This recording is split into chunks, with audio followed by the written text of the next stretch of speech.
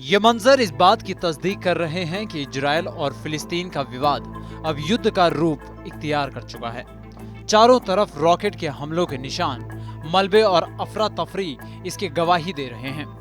अभी तक फिलिस्तीन के हमास ने इजराइल पर जहां हजारों रॉकेट दागे हैं, वहीं इजराइल ने भी भयंकर हवाई हमले करके फिलिस्तीनी इलाकों में कहर बरपाया है।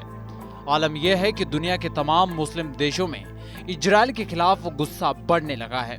ऐसे में सभी के दिमाग में सवाल है कि जिस इजराइल को लेकर मिडिल ईस्ट में शांति की बात कही जा रही थी, वहां अचानक ऐसे हालात कैसे बन गए।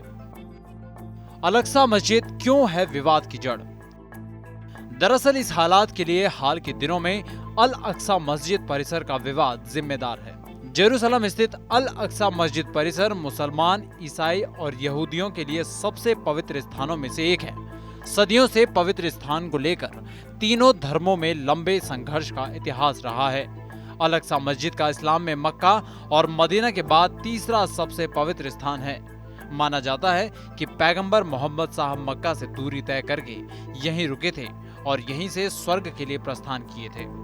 35 एकड़ में फैले मस्जिद परिसर को मुस्लिम हरम अल शरीफ के नाम से पुकारते हैं और इसी हिस्से को यहूदी टेम्पल ऑफ माउंट कहते हैं। यहूदियों का दावा है कि यहाँ पर उनके 2 प्राचीन मंदिर थे।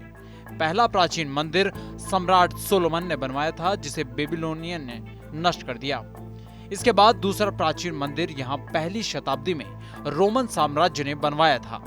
यहूदी इस परिसर को घेरे हुए दीवार की पूजा करते हैं और इसे पवित्र मानते हैं। गौरतलब है कि यूनेस्को ने पुराने जेरूसलम शहर और इसकी दीवार को वर्ल्ड हेरिटेज साइट भी घोषित किया है, जिसकी वजह से इसे विशेष प्रोटेक्शन मुहैया कराई जाती है। अल-अक्सा मस्जिद पर किसका अधिकार? दरअसल अल-अक्सा मस्जिद फिलहाल आधिकारिक रूप से इजराइल के कब्जे में है। 1967 में इजराइल ने जब जॉर्डन को परास्त किया, इसके बाद उसका कब्जा पूर्वी जेरूसलम पर हो गया। बाद में इजराइल ने पूरे जेरूसलम पर अपना दावा ठोका और इसे अपनी राजधानी बना लिया।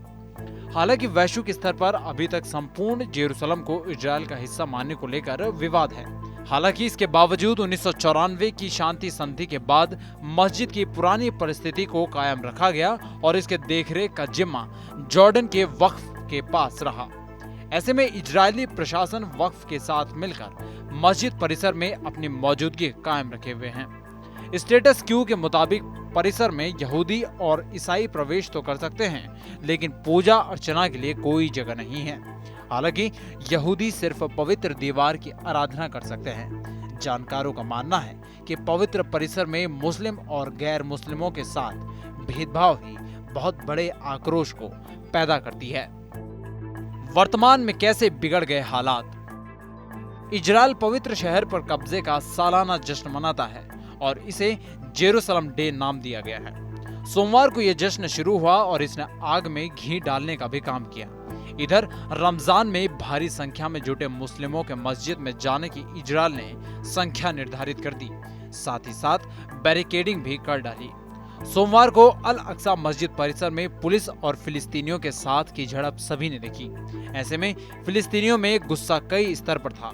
कुछ दिन पहले ही फिलिस्तीनियों ने कट्टर यहूदियों पर हमला बोला था, जिसके बाद इजरायली नागरिकों ने हिंसक प्रदर्शन किए और अरबों को मारो जैसे नारे लगाए। अभी कैसे हैं हालात? तमाम मीडिया रिपोर्ट के मुताबिक स्थिति बेहद खराब है और 2017 के बाद इजराइल और फिलिस्तीन के बीच सबसे बड़ा संघर्ष देखा जा रहा है। बताया जा रहा है कि 2014 के बाद गाजा पर इजराइल का ये सबसे बड़ा हमला देखने को मिल रहा है। इस पूरी खबर पर आपकी क्या है राय? कमेंट सेक्शन में हमें जरूर बताएं और देश दुनिया की अन्य बड़ी खबरों के लिए सब्सक्राइब करें TV9 भारतवर्ष।